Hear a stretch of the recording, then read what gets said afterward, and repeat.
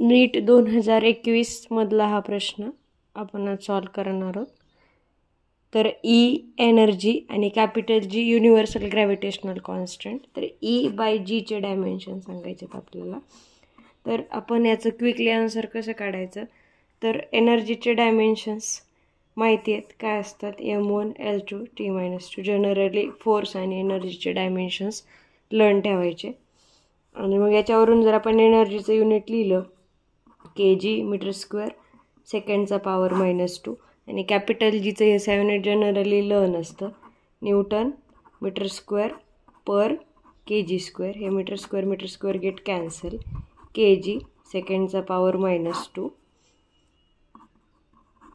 इथं kgचा पॉवर -2 असेल कारण पर आहे आणि न्यूटनला लिहिता येईल. न्यूटन म्हणजेच फोर्सचे डायमेन्शन M1 L1 T-2. तर हे लिहिता येईल kg मीटर सेकंडचा power -2. So second square get cancel आणि kg गेट कॅन्सल.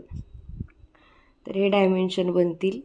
हे मीटर म्हणजे लेंथ L-1 वर गेल्यानंतर पॉवर निगेटिव्ह झाला आणि kg म्हणजे मास M-2चं हे +2 होईल.